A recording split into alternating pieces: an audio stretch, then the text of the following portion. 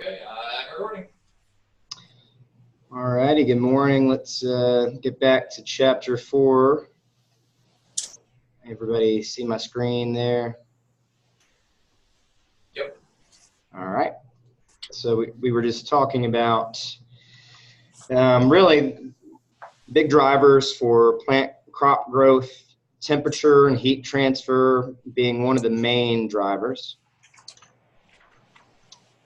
And how in California, because of the elevational difference, we're able to, sorry, Hunter. We're able to actually, get a different crops grown at different elevations. So the San Joaquin versus the Salinas Valley being favorable because for different crop production, and in particular for the Salinas Valley, we're looking at the production of greens. It's up to 10 degrees Celsius cooler. What's 10 degrees Celsius in Fahrenheit? 50 degrees. Oh, the 10-degree difference, you mean? Yeah, 10 degrees in Celsius. So in Fahrenheit, that's how much, Jeffrey? Like 23 degrees? Yeah, something like that. Pretty crazy, really. Just the elevational difference there, and I don't have the numbers in front of me, but it's several thousand feet difference from the San Joaquin Valley to the Salinas Valley. So we have a place near us called Shady Valley, and it's it's the highest mountain valley in Virginia, and because it's higher up, they have a totally different crop production going on there. It's a really good place for the growth of spinach crops, especially. So we see that in the San Joaquin Valley, they're producing, the more tropical type crops, your almonds, a lot of your fruit crops, nuts. In the Salinas Valley, they're doing, more greens, lettuces, which are actually very high value, high dollar crops, even when accounting for the shipping costs. So temperature is a huge driver, and that temperature, of course, varies with elevation. Looking at how, temperature, is affected by the microclimate, we have those convective heat currents that we mentioned from the, radiational heating and just the movement of that air. And as we know, with thermal buoyancy, warm air naturally rises and cool air naturally sinks. So in this situation, what we're looking at here microclimatically is first the radiational cooling, where on cloudless nights that heat is going to radiate from the ground to the sky, but the cold air is going to flow down slope into areas like these frost pockets or deep hollows, leaving the warm air above. So this is something to really plan, especially if you're planting spring flowering crops, like or any kind of orchards. You want to plant them out of the frost pocket because that's where that settles. I actually recommend, going out with an infrared thermometer and just shooting the laser at different spots, especially in the early spring and kind of late fall. That's when we really get these thermal inversions that are really noticeable, and try to plot that on maps in your growing fields. And this whole frost pocket thing is not necessarily a bad thing either, right? These temperature inversions that have these local effects on crops growing in these areas can also be a good thing. I mean, reducing the temperature to grow for particular crops that are, prefer lower temperatures. Or say that, kind of the standard belief for planting like orchard crops, it used to be anyway, to plant them on a south-facing slope. That way, if the south-facing slope, of course, and if we're talking about just the aspects and the effect that has in relation to solar radiation, the north side of anything is going to be cooler and more moist because it gets the least amount of sun. Y'all ever heard that old adage that they say that you can find your way in the woods just by looking where the moss grows on a tree? Grows on the north side of the tree, right? Well, is that always true? No. If it's wet enough, moss will grow all the way around the trunk of the tree. But generally, moss does tend to congregate on the north side of the tree because that's where the moisture is held for the longest amount of time because of that solar radiation or lack thereof. So think about the east side is getting the morning sun, which tends to be a little bit cooler. The west side getting the afternoon sun, which tends to be a little bit warmer. The south side getting the most sun throughout the day and being the driest. So we think of, for orchard crops, planting those trees on a south slope because it's going to be warmer. But that warmer temperature, even in the microclimate, can affect the physiology of the plant. And really, in particular, the days to bud break. So if it's warmer, it's going to cause those, in that particular microclimate, it's going to cause those buds to develop a little bit faster and for them to flower earlier. So now a lot of orchard growers in frost-sensitive areas anyway are planting their orchards more on the north side or kind of northeast side of a ridge or slope, so that they have the delay in the break of the buds for the flowers. We can kind of apply this to really any kind of agriculture, though. It doesn't just have to be, orchard growing. For instance, warm season grasses. If you're interested in creating a good forage, even like this time of year, we're kind of in the dog days of summer still, even though we usually think of them being kind of finished at this point. How warm has it been over in your all's part of the state? Pretty warm. Hot. Yeah, it's been scorching here. I mean, I don't think we've had a day below 85 in the month of September. So it seems a little unusual to me. It seems like we have it a little bit cooler, and the temperatures, the low is supposed to, or the high is supposed to be a little bit lower today. But it's kind of this continuation of the dog days of summer, and there's not much forage out there because of that. For cattle grazing, they've already eaten a lot of the choice forage. They go for the good stuff first, right? And the lower grasses are kind of starting to dry up here anyway. We also haven't had a drop of rain in we've had a few drops here and there, but not any significant rainfall in like 6 weeks now. So anyway, warm season grasses, native warm season grasses are actually used to that, and they have deeper root systems. Most of our forage grasses are the cool season grasses, which would be perfect for those frost pockets, the lower lying areas where not just the cooler air is settling, but also moisture often settling there. Your upland places might be better for those warm season grasses. They're not good forage for, early spring and late fall, but especially in the dog days of summer, they're excellent forage that is available when other things are not. So just throw that out there. Using microclimate is extremely important to custom tailor it for whatever crops you're growing, whether it's for animal production or plant production.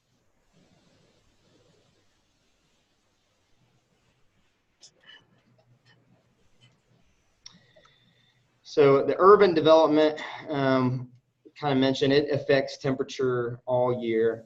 And in winter, buildings, especially brick buildings, radiate the heat back to the environment. In the summer, the buildings and paved surfaces absorb that solar radiation and release it, causing what we call the urban heat island effect. So if you've been in a city, even in the summer, even in the evening, it takes a lot longer for them to cool down because of that thermal mass, mostly from asphalt and concrete, absorbing that temperature and then re-radiating it back in the evening. And I mean, this is just, again, kind of the thermal buoyancy idea. With thermal mass, it will absorb that heat. It'll absorb that temperature and it won't radiate it back until the air temperature is below that of the temperature of whatever the thermal mass is, whether that is soil or mulch or whatever. So another issue with urban areas is that our rainwater is kind of channeled, and really, rather than kind of seeping into the soil, being intercepted and infiltrated into the soil, it's more running off of the hard, impervious surfaces, causing it to channel and then become more erosive in many cases. It also does not allow as much evaporative cooling as we have, in areas where we have more green spaces. However, urban areas can be productive. If we think about using those resources, those flows of energy in different ways, like putting in rain barrels, for instance, having an area where we can slow down or stop that rain flow and use it as moisture, or use that thermal mass as a microclimate for a particular type of crop. Urban agriculture is becoming more important, as it costs more and more to ship things from place to place. It makes more sense to have food items closer if possible. And there are some very successful urban farms out there. So thinking about using the urban microclimates as potential as well, it's there. All right, so let's talk about the seasonal variations here. In the temperate zone, in our zone, our seasonal variations have these different implications for both annual and perennial plants. The winter temperatures, are relatively unimportant for annuals unless we're growing some really cold hardy, like greens, for instance. Because they go dormant, right? An annual, as the life cycle of the plant, is producing in 1 year, going to seed, and then dying. So annuals are overwintering as seeds, unless you're growing a specific crop, like the farm that you guys visited, and they were probably getting ready for some winter production. You mentioned they were using some row cover out there, Tom? Yeah. Well, yes. Yeah, they were rolling plastic down. Really good season extension technique. And just with a little bit of added protection, even in our temperate zone where we have cold winters, if we select the crops carefully that we're growing, we can keep crop production going, well into the winter until we get to the point where there's not enough sunlight,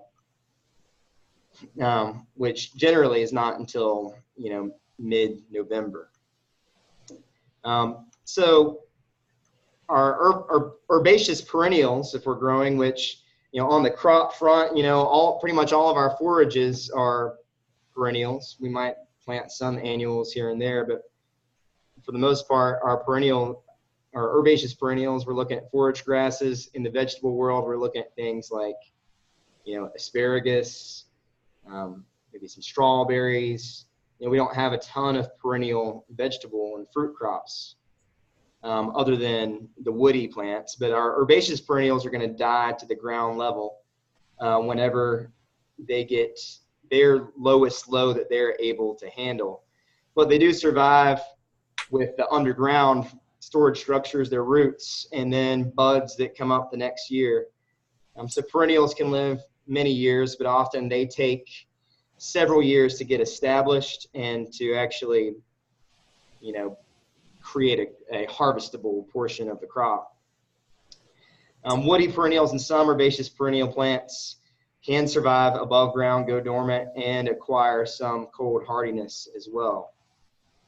So really what we look at as defining for perennial crops, or what we're able to grow, is using the USDA's plant hardiness zones.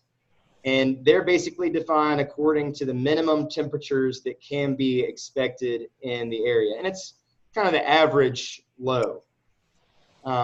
the average lowest low, I should say. So that, of course, does fluctuate from time to time, though, right? So if we look at this USDA plant hardiness zone map, shows the minimum temperatures that we look at occurring throughout the country. And so you guys are, kind of probably a solid zone 7, although you might have some microclimatic differences there, a little bit higher elevation where you might get into a zone 6. We're at zone 6, and the USDA actually redefined us as zone 6B. So if you see here, it says 6 is to -10, 6B is to -5. So a lot of these will have the subzone as well as the USDA watches, the temperatures change over time.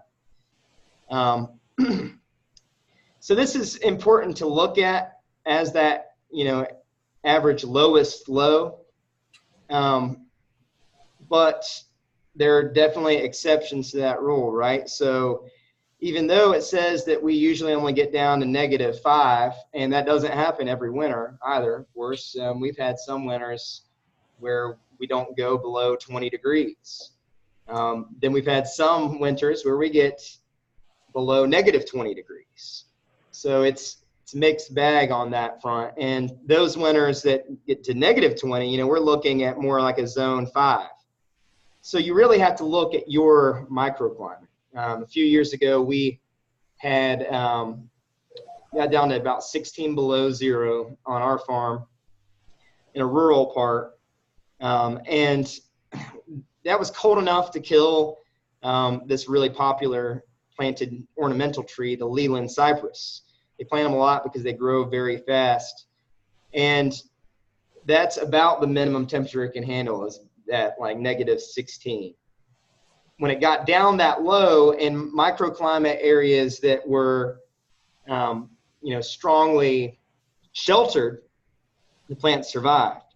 But if they weren't sheltered or they were in a frost pocket, the plants died. So people lost a lot of money on that just by not putting the right plant in the right place. Of course, this whole temperature thing in the USDA plant hardness zone, really we're looking at it for perennial plants. Again, because it's looking at the lowest low, it's not really defining our growing season per se of our annual plants. It is very important though to keep this in mind for your perennial plants, and also taking into mind your microclimate. Even though we're in a zone 6B, we can actually, if we have the thermal mass and we have protection, we could still grow zone 8 plants. We're able to grow figs. We have people growing bananas here in some cases. They die back down to the ground. They hardly ever fruit. They might get some fruit on them in a, really long season, a warm late season.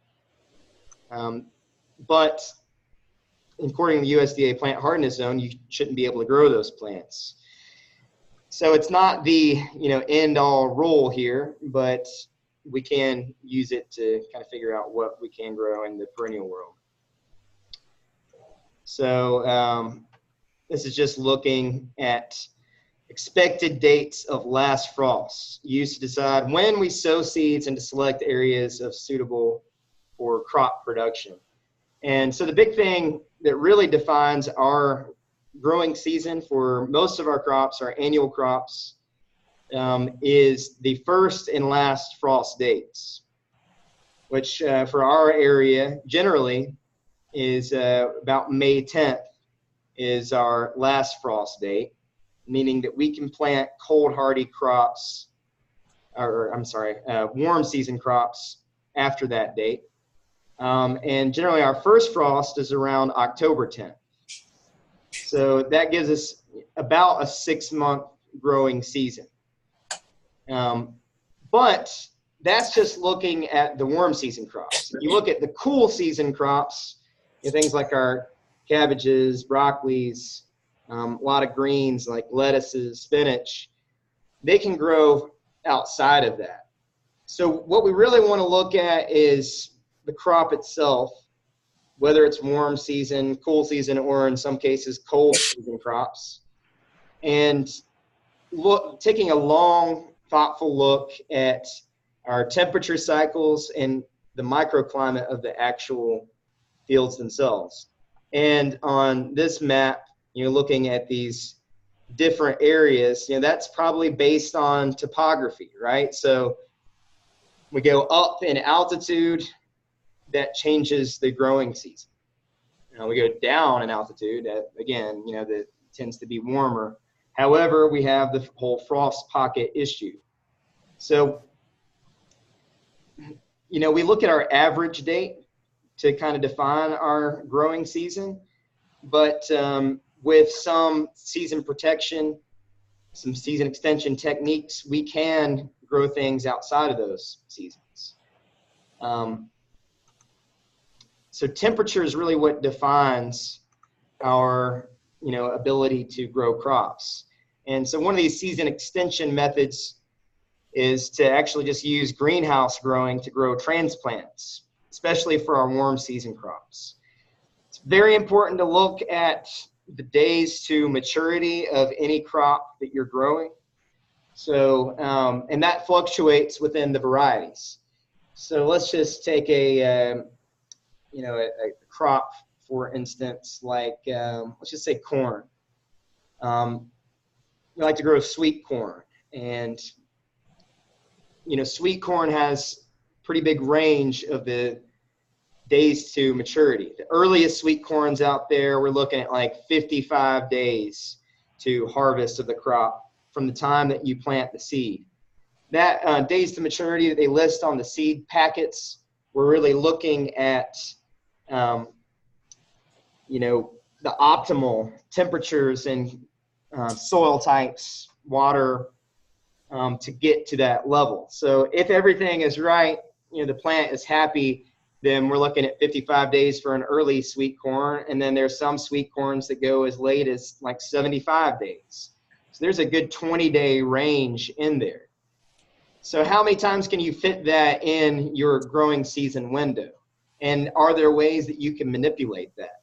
For instance, if we start the seed early in a greenhouse, we could actually, and some growers around here do this, they'll, sow corn into cells in a tray, plant them in the greenhouse about 2 weeks before that, final frost date. And then they'll put them out, as soon as that date is reached. And the corn, will be ideally of a size where the roots have not, hindered its growth and grown back in on themselves. They put them in, they get an extra 2 weeks in that season. They're looking from there, from the transplanting date at, more like 40 or 50 days instead of the 55 or 60 days that it would regularly take. So that's one way to extend the season, just using greenhouses. Mentioned how we can use the microclimates, your local temperatures, being altered by the presence of something that can contain the thermal mass.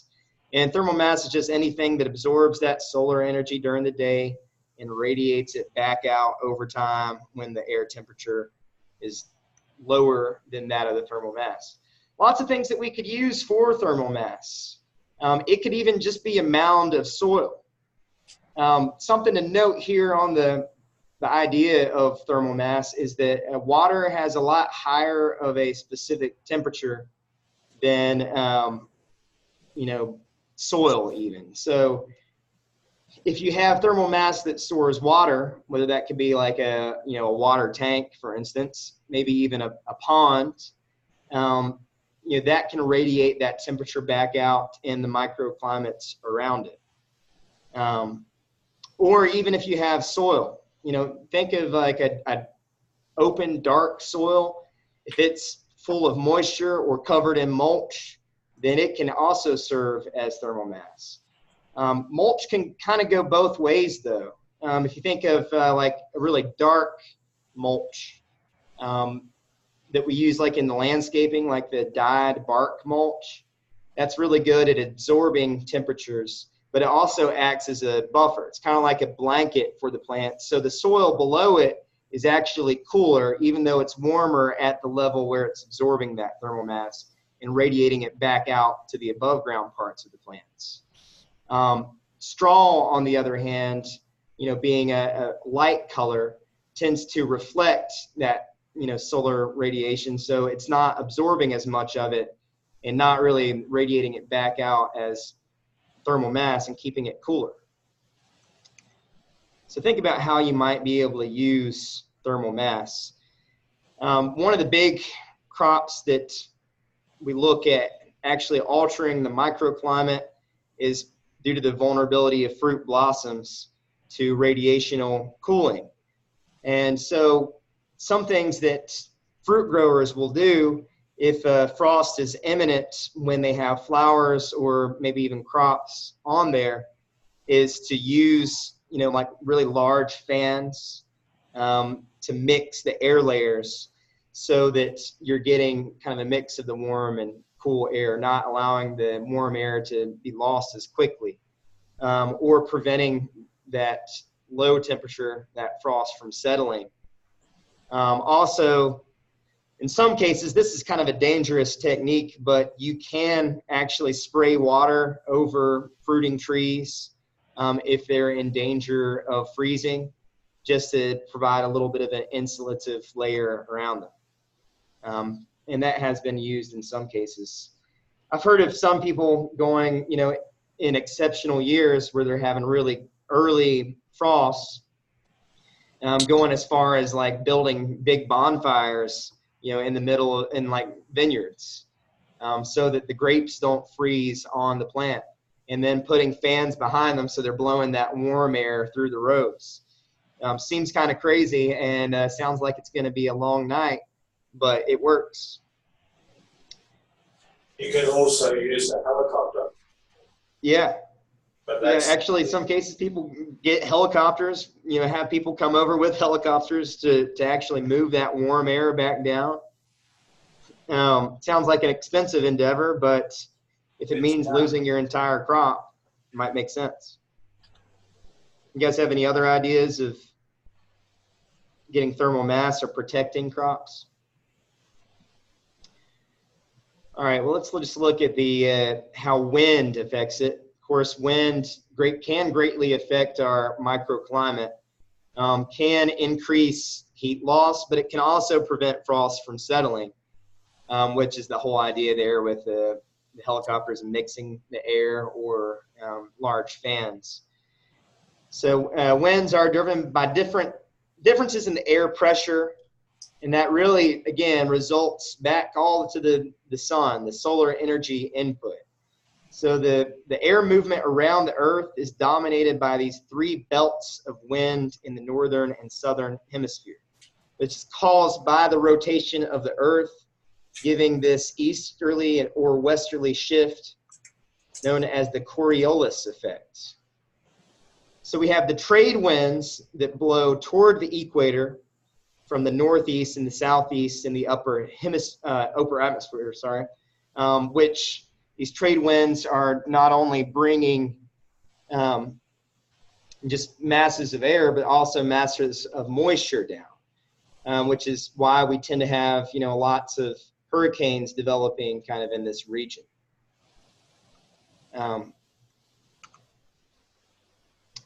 then between 30 and 50 degrees, depending on, which hemisphere you're in, the winds are blowing in the opposite directions. Southwest in the northern hemisphere and northwest in the southern hemisphere.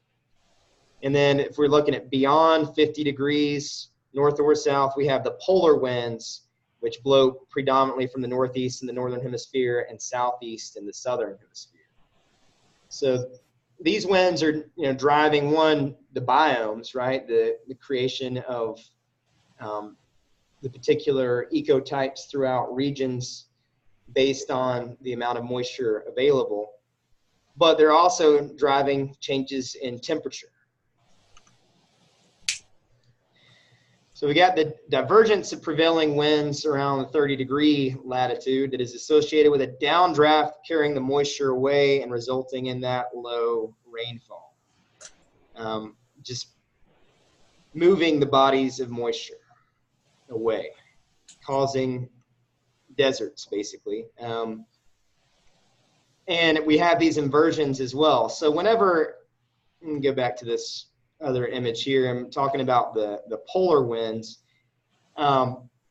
Whenever we have warm masses of air that settle over the poles, which is uncommon, but it has happened a few times in the past, decade. Whenever we have air masses up there, it pushes what would regularly be the cold air down along these winds down towards us.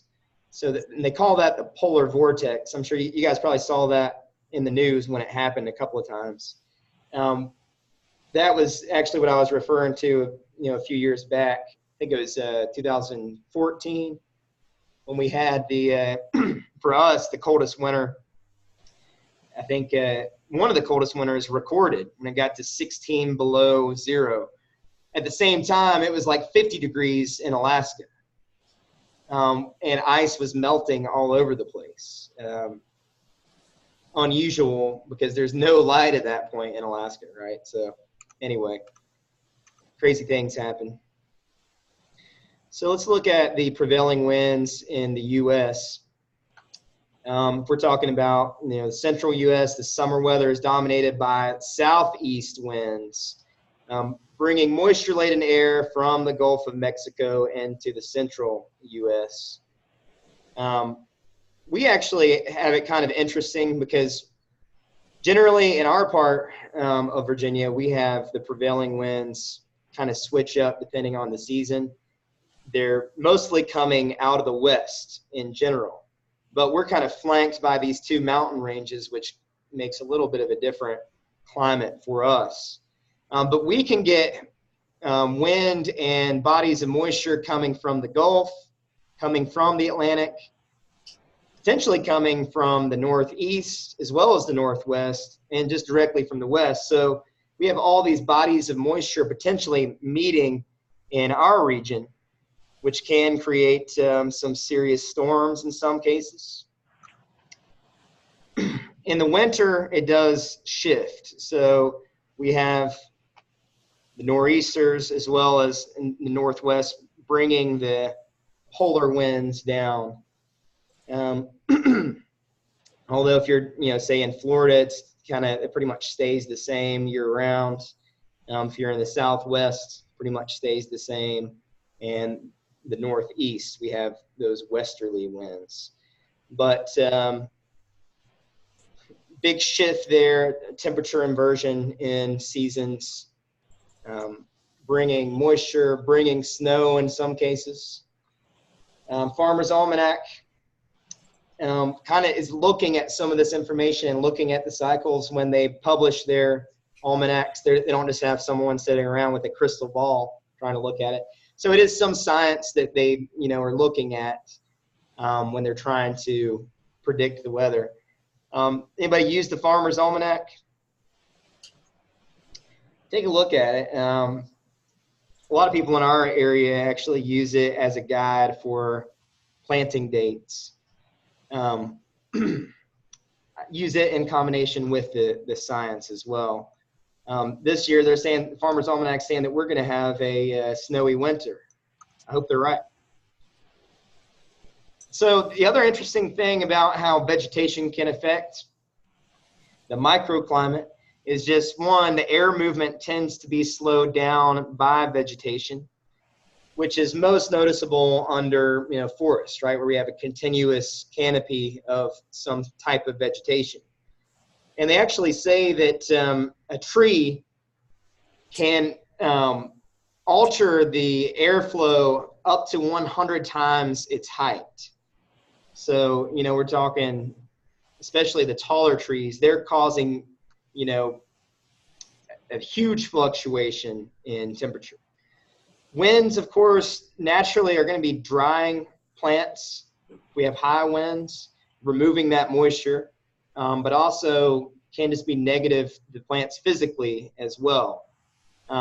Especially for things like corn, we have high winds that cause lodging in corn. So in areas where you have, strong winds, you might look at planting windbreaks as a way to alter your microclimate.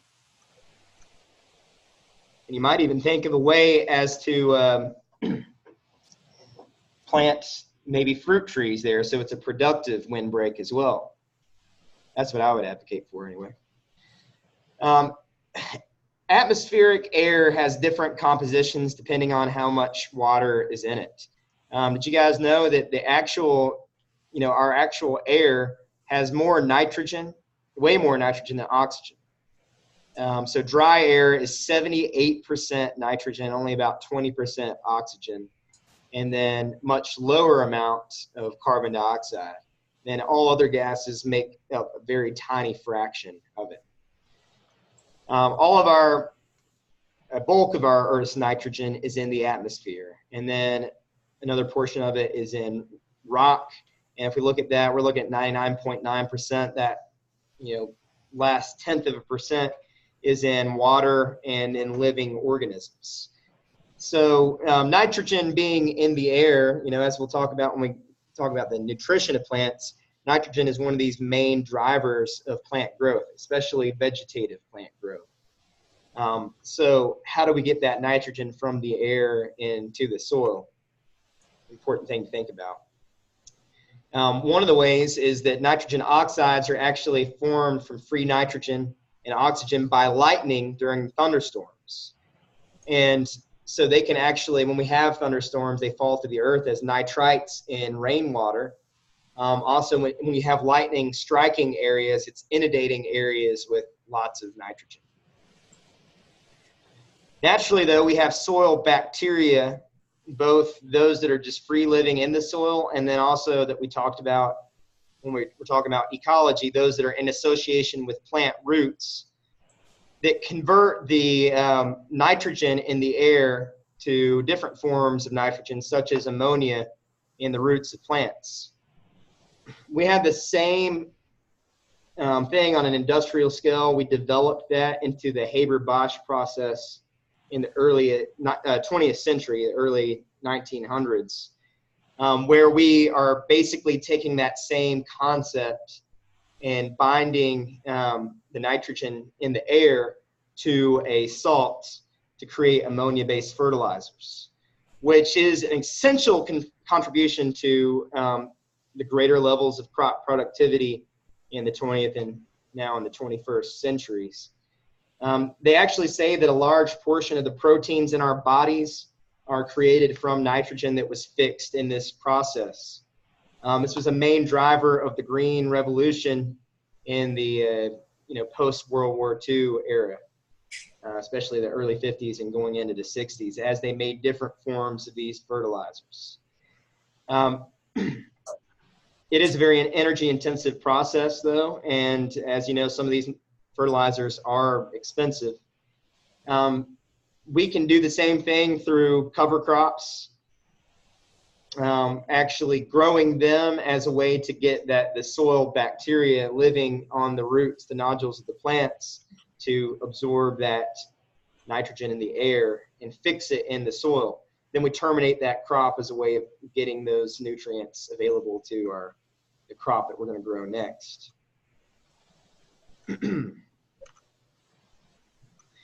So oxygen in the atmosphere is produced by plants, as we know, but also by algae during photosynthesis. It's a byproduct. So as plants respire and transpire, when they're opening up those pores to release those gases, they're releasing oxygen and absorbing carbon dioxide, which is a main driver of plant growth.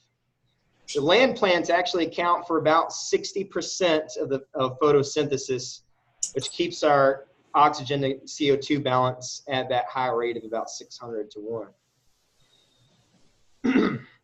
Increasing combustion of the fossil fuels and, of course, the clearance of natural vegetation has caused a great increase in atmospheric carbon dioxide, especially in the past century, which, of course, drives the greenhouse effect by absorbing infrared radiation, trapping that heat in there.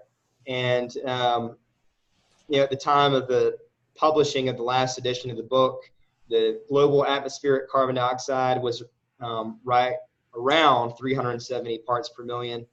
And today they're reporting about 400 parts per million.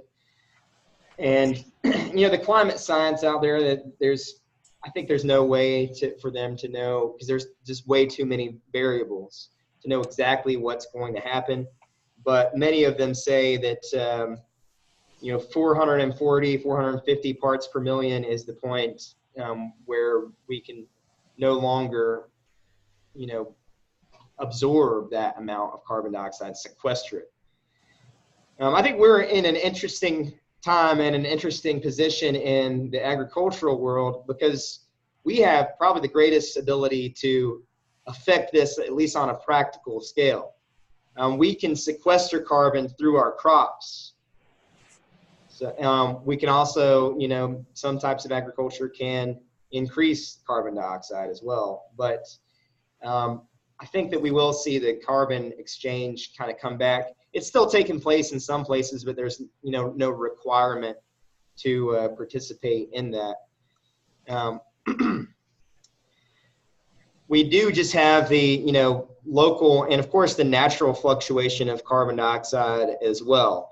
So again, I think whether you believe in climate change being caused by humans or not, I think you do have to recognize that it is happening. It's likely that at least a good portion of it is natural. And maybe we're also having some effect on that. Either way, locally, carbon dioxide levels do fluctuate, and cyclically they fluctuate. We have a volcanic eruption. That's a huge input of carbon dioxide into the atmosphere. And most of these natural cycles, actually emit more carbon than, we do, on the scale of human activities. They say that the largest input of carbon dioxide to the atmosphere, though, was when we plowed the prairie, because there was just so much soil carbon stored. And once it became reactive, it was released as carbon dioxide. So we're also going to see this fluctuate depending on the amount of photosynthesis occurring. So seasonally, it fluctuates too. Even concentrations will fluctuate between day and night by a considerable amount, up to 20 parts per million.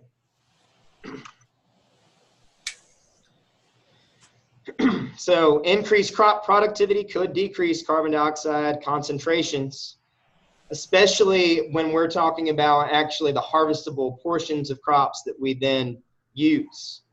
The book says that any decrease would be limited, but I think personally, if you look at some of the science there, especially some forms of agriculture that involve grazing, we can actually really sequester a lot of carbon because we're not disturbing the soil as much. To effectively sequester carbon dioxide out of the atmosphere, plants do have to hold that CO2 for many years. One of the downsides of that is that most crop plants, it's nearly, a lot of it is released shortly after the consumption of the crops. So as we know, human activity has added other pollutants to the atmosphere. Sulfur dioxide, not just a product of coal combustion, but that's one of the big things that cause sulfur dioxide. It could directly injure plants, especially a natural ecosystem, but it was also a source of sulfur in the form of sulfur dioxide in acid rain. That's been capped and that's been changed. So we don't really have these sulfur dioxide emissions anymore because the damage it was doing to the ozone. They created a cap and trade system and it's no longer a big deal. The acid rain fact that now that we don't have as much acid rain, though, we're having in some cases to add sulfur back to the soil. Kind of an interesting thing where in some cases for agriculture that pollution was a good thing. We also have methane. In the agriculture world, we have it coming mostly from feedlots, areas where we have a lot of animal production. Some of the climate scientists and the crazy environmentalists out there say that grazing cattle is bad because the cattle release a lot of methane through their burps and their farts, right? But most of that is actually being sequestered on site in small areas. It's really the feedlots where it's being released in a large amount. Methane is a lot more noxious than carbon dioxide, though. Ethylene we'll talk about later. It's actually a plant hormone, which can be troublesome for plants in enclosed spaces. We also have particulate matter in air, which is caused by dust, and as well as just other human activities, which can, in some cases, block sunlight and can clog plant pores.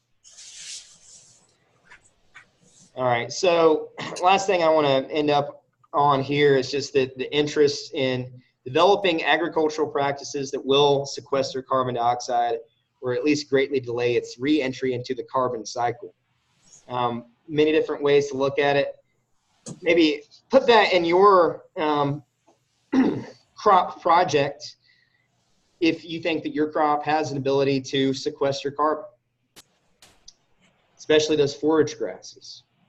Anybody have any questions, comments, concerns? I have a question. Yeah, shoot.